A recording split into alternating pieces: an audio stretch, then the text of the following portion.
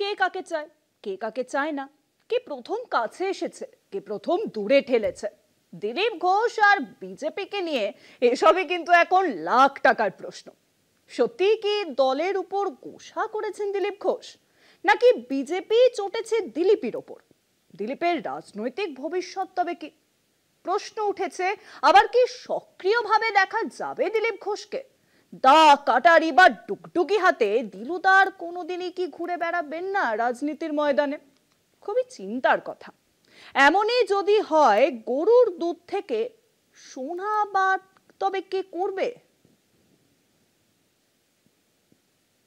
আলিপুরদুয়ার, দুর্গাপুরের পর দমদম। প্রধানমন্ত্রীর কর্মসূচিতে অনুপস্থিতির হ্যাট্রিক দিলীপ ঘোষের। তাহলে বিজেপির প্রাক্তন রাজ্য সভাপতির রাজনৈতিক ভবিষ্যৎ কি? রাজনৈতিক বৃত্তে দিলীপের বারবার এই গড়হাজির থাকা নিয়ে জল্পনা তুঙ্গে। মোদীর কর্মসূচিতে অনুপস্থিত থাকা প্রসঙ্গে দিলীপ ঘোষের বক্তব্য খুব পরিষ্কার। বলেছেন, আমায় ডাকা হয়নি, ভাষণ শোনা কোনো কাজ নয়। এই বলেই তিনি বেঙ্গালুরুতে শ্রী শ্রী রবিশঙ্করের সঙ্গে দেখা করতে রওনা দেন।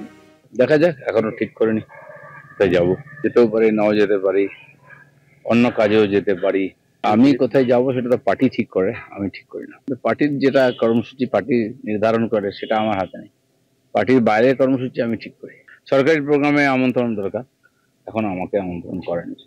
বঙ্গ রাজনীতিতে ক্রমশই অপ্রাসঙ্গিক হয়ে ওঠা দিলীপ ঘোষের পরবর্তী পদক্ষেপ নিয়ে যখন গভীর চর্চা শুরু হয়েছে, ঠিক তখনই এ প্রসঙ্গে মুখ খুলেছেন বিজেপির রাজ্য সভাপতি শ্রমিক ভট্টাচার্য। তিনি বলেন, দিলীপ দা আমাদের শ্রদ্ধেয় নেতা। রাজ্য বিজেপির ইতিহাসে পরিসংখ্যানের বিচারে তিনি সফলতম রাজ্য সভাপতি। অচিরেই দিলীপ ঘোষকে স্বমহিমায় দেখা যাবে। দিলীপ ঘোষ কোথায় গেছে যে ফিরে আসবে? দিলীপ ঘোষ ছিলেন, দিলীপ ঘোষ আছেন এবং দিলীপ ঘোষ থাকবেন। দিলীপ ঘোষের বিষয়ে যা সিদ্ধান্ত নেবার দল সিদ্ধান্ত নেবে। দিলীপ ঘোষকে যেখানে কাজে লাগানোর কথা সেখানে দিলীপ ঘোষ যাবেন। দিলীপ ঘোষ অন্য কোথাও যাবেন না, যেতে পারবেন না। যায় তো যায় কাহা। শ্রমিক ভট্টাচার্যের দাবি, দিলীপ ঘোষের বিষয়টি কেন্দ্রীয় নেতৃত্ব দেখছে। শ্রমিকের এই মন্তব্য আপাতত দিলীপের রাজনৈতিক ভবিষ্যৎ নিয়ে তৈরি হওয়া জল্পনার উপর ঠান্ডা জল ঢেলেছে। আর কিছুদিন পরেই বাংলায় বিধানসভা ভোট। দিলীপ ঘোষ নির্বাচনে লড়বেন কিনা তা নিয়ে জল্পনা বেড়েই চলেছে। নিজের পুরনো কেন্দ্র খড়গপুর সদরে তিনি প্রার্থী হতে চাইছেন কিনা তা নিয়েও প্রশ্ন উঠছে। এই প্রসঙ্গে দিলীপের বক্তব্য, ওসব পার্টির সিদ্ধান্ত, পার্টি বুঝবে, আমি ওসব নিয়ে ভাবি না।